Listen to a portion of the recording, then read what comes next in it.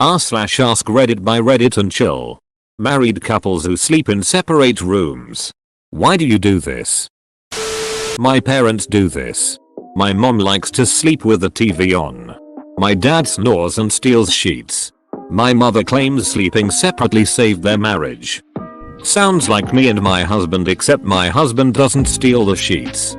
He lays on them and I have to either wake him up or use all my strength to pull the sheets from under him. Girlfriend's parents do this. They both snore and do it to get away from each other snoring. I didn't think it was that bad until they talked about having to sleep in the same bed during their trip in Europe. They were at each other's throats because if one fell asleep, the other couldn't. Had a roommate in a hotel that snored so loud we would drag him sleeping into the bathroom and close the door. He seriously sounded like a snoring cartoon. I have a hard time falling asleep without something to distract my brain from thinking. I usually watch a show, documentary, or do some repetitive game on my phone to accomplish this. She can't stand the lights from the screen. OMG. My wife kills me with that damn phone screen at night. She can't fathom why it bothers me. During the summer I moved to another room we call the wind tunnel. Basically I have a ceiling fan going almost 24/7 and a window fan above the bed I run from 7 PM to 8 AM. She has allergies and easily gets runny nose and sneezes from any moving air. My body temp will skyrocket and I'll sweat like crazy in a room devoid of moving air. So she sleeps in a stuffy no air movement master bedroom and I sleep soundly in the wind tunnel. During the winter I move back. Cause then I become the ultimate body warmer for her. Dude, check out Bedget. Edit. Duck, I wish they had a referral program. u/Bedget lol. Edit 2. YouTube to the hilarious commercial. youtube.com link. My parents slept in separate beds, as did my great grandparents. For my great grandparents it was a comfort thing. Grandma didn't like not being able to move around the bed at will. She and grandpa loved each other dearly and she passed not long after he did because she missed him so much. For my parents it was a couple things. As my dad aged his sleep cycle went weird. He would be able to sleep a couple hours and then be up half the night and fall asleep again about the time my mom was getting up for work. Also my mom has sleep apnea and uses a CPAP. It made hella noise back then. Dad was half deaf and the sound still bothered him. Out of respect for each other they decided it was better to have separate bedrooms. This makes me feel better about my husband and I not sharing a bed. Haha. Some people act like that means your marriage is falling apart. Honestly it helps us love each other more because I'm not up multiple times a night with his tossing and turning. And he's not up all night listening to my snoring. We blended two households. His bedroom was fully furnished and the furniture and closet were full. It made sense for my stuff to go in a different bedroom. We started out sleeping in one room or the other, but I realized pretty quickly that if I ever wanted to get a full night's sleep, it wasn't going to be in the same bed with him. I've been known to call him a sweating, snoring, slant sleeping son of a bitch after a night of his sweating, snoring, and slant sleeping. We do a your place or mine thing for non-sleeping activities, but gtfo when it's sleepy time. I've been known to call him a sweating, snoring, slant sleeping son of a bitch. Well, that seems a bit harsh. After a night of his sweating, snoring, and slant sleeping. Oh. Right then. Sometimes I have to sleep on the couch cause I get hypersensitive to sound. Especially human sound. And don't like the noise his whole existence makes. He gets it luckily. Misophonia. Real thing. It bothered me as a kid. But I really noticed noises when I came back from overseas. Hypersensitive now.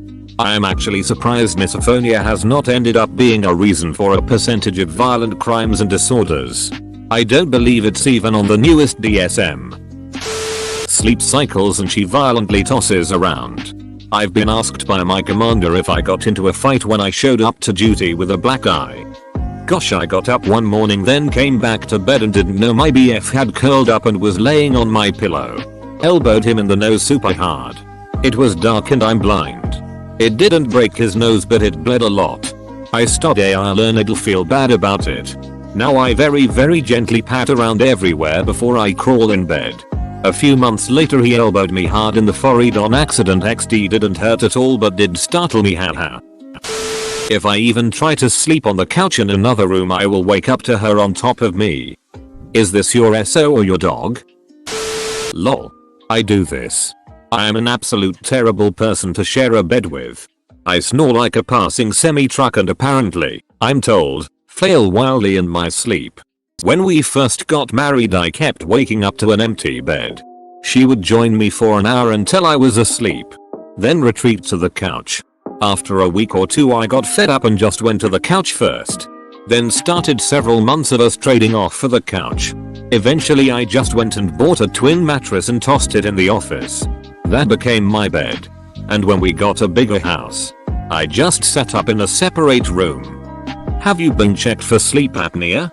A lot of people don't realize they have it or how bad it's gotten until they get hooked up to a CPAP for the first time in a sleep study. Different sleep cycles and work schedules. He wakes up 3 hours before me. I'm a shift worker. She's a teacher. My wife has MS. One of the primary issues she has is vertigo. When I'm in the bed with her, the motion of my breathing heartbeat movement really ducks with her vertigo while she sleeps. Also, I snore. So an isolated coil mattress wouldn't quite do it. They aren't total isolation. Either you feel movement or two beds in one room. Also, honestly, it spices up the sex life. Adds an element of pursuit and some illicit atmosphere to it. We're sneaking around the house to each other's beds to bang. This sounds encouraging.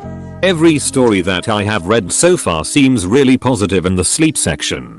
But I was wondering what happened with the sexy time.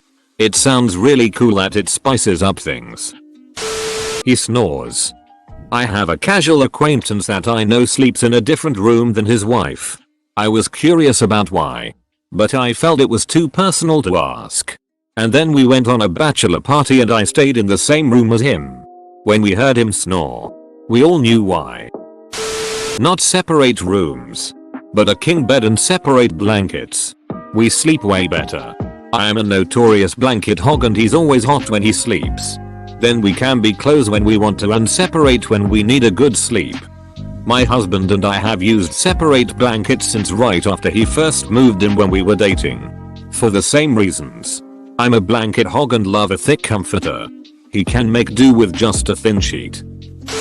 Spouse snores. Two 60-pound dogs. And a queen-size bed. No room for me and I need dead silence. You want dead silence and have two dogs sleeping on your bed? My grandma and granddad do. She likes it freezing and he likes it boiling. Related but not. My grandparents may share a bed but they do have separate margarine containers. He's a scraper. Likes to keep the top of the margarine smooth. She just digs the knife in. They've been married 50 something years and have had this 2 margarine system for as long as I remember. My stepmother's parents took this to a new level. He built a second house next door. They lived next to each other for 20 years before they both passed in a short amount of time. It seemed very odd to me. But it worked for them. At least from an outside perspective. I know images never reflect reality. Not exactly the same. But I had a great aunt and uncle who had some kind of huge disagreement early in their marriage and never spoke to each other again even though they lived together. They slept in different rooms. And he spent most of his time at home in his garden. She took care of the house. Cooked his meals. Did his laundry. Etc. Etc. He went to work and paid the bills. At family gatherings the men would hang out with the husband in one room and the women with the wife in another. They remained married that way the rest of their lives. When he died she was apparently utterly devastated. We're both 41. Been married 23 years and sleep in different beds.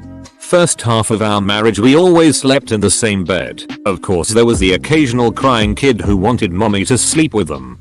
Or falling asleep on the couch or somewhere else. About 10 years ago I spent a year working a midnight shift so I started sleep on our spare bed in the basement. We both realized we had much better sleep separate in our own beds. After I went back to a day shift we went back to sleeping in the same bed and soon realized sleeping apart was more restful. Over time we bought 2 full-size beds and put them in our bedroom, like the old TV shows. It's been great. Edit. So a lot of comments about intimacy. Yeah, we have sex. I'd say every bit as much as we ever did in the past. We've been married over half our life, so we are really good at knowing when fun time is going to happen. Sometimes we sleep in the same bed. There is no rules, we have to sleep separately all the time. Our beds are about a foot apart and sometimes we slide them together. Especially when the kids were younger and they'd end up in our room. Along with the dog. Edit 2. Yes, we got married at 18. We went to prom together and girlfriend somehow got pregnant after prom when we stopped for soda. So we got married. We both realized we had much better sleep is the ultimate answer to this question. I snore and I'm also easily disturbed by movement. So I'm happier in my own bed. And so is my partner. We've settled on separate beds in the same room. Which is the sweet spot for us. It's easy to transition from cuddling to sleeping whenever we're ready. I have an aunt and uncle who do this. They're just hyper independent. Mostly fueled by her. So they eat dinner together but do pretty much everything else separately. The funny part is if I send out invites to something like a family reunion or dinner reservations during somewhere when we're already gathered, he'll say I'm coming. But you'll need to check with your aunt for her answer. It's certainly not how my relationship works. But they've been married for like 50 years, so I guess I don't have any reason to criticize their methods. Obviously I don't know details, but that sounds awesome. Like it's just a permanent sleepover with your best friend. You're your own person but still have that love and support of a spouse. I know an older couple that have separate rooms. From what I can tell, they're very much in love. And very clearly and openly affectionate with each other. Apparently her snoring is next level. Like, their dog starts barking if he's nearby. I can't sleep very well. Sometimes I don't at all. And when I do, I toss and tumble. It's easier on everyone if I just sleep on my own schedule and in my own bed. Sleeping in separate rooms isn't a sign of a broken relationship. To stay married, I would say seriously. But I am serious. Other reasons. 1. She's an only child. Never had to share. 2. I had a large family. Don't want to share anymore. 3. She likes a soft mattress. And I like a firm one. 4. We both snore. But at different points in the night. 5. Night farts, not going to assign blame. There's plenty enough to go around. 6. Her cats don't like to share a bed with my dog. I could go on. But these are the highlights. 6 is like my main reason for wanting my own bedroom. My cat doesn't sleep with me anymore since my boyfriend and his dog moved in. They take up the whole bed and I miss my cat. My grandparents do this. My grandfather built a small apartment on the 2nd floor of their house. They do it because they have different sleep schedules and in general they spend much of the day apart because they like it that way. But they always eat lunch and dinner together. And my grandfather loves to listen to her soft footsteps throughout the day. He calls her the woman next door. It's really cute. Edit. A word. Okay. Look. I didn't mean to punch him in the face. Or kick him in the stomach. He just kept encroaching on my 7/8 of the bed. Perfectly understandable. My partner and I have completely separate bedrooms. We sleep over occasionally in each other's rooms. However, we both find we sleep exponentially better apart. He's a night owl and I'm an early bird. He needs total darkness. I want to wake up with the sun. He wants one sheet and one sheet only on him. I want 10 pounds of blankets. In addition, having a separate room allows me to decorate it however I want. Have my own personal space. And keep it to the level of cleanliness I prefer. It makes me feel independent. People look at us sideways when I mention the separate rooms thing. But it's been a game changer. She wants to sleep in the same room as our newborn baby to be close to him, take better care of him at night. I want to get enough sleep to function at my job. Same thing going on here. Sucks but it's temporary. Not different rooms. But I sleep on the floor. We bought a Casper mattress. And I slept on it with him for almost a year. Waking up every day in a little bit more pain than the day before. I slept on the floor. By choice. Until I was around 16. I woke up one morning about 6 months ago with my back hurting so bad that ibuprofen couldn't touch. So I slept on the floor that night. And have been every night since. The mattress is too soft. My fiance and my black lab sleep well enough on it. And I don't wake up feeling like shit. It works for us. My friend married a Japanese man. And they bought super expensive adjustable orthopedic bed. He ended up sleeping on the floor. Because it was more comfortable for him. And apparently he was used to it and couldn't get used to the bed. Ducking, like and subscribe.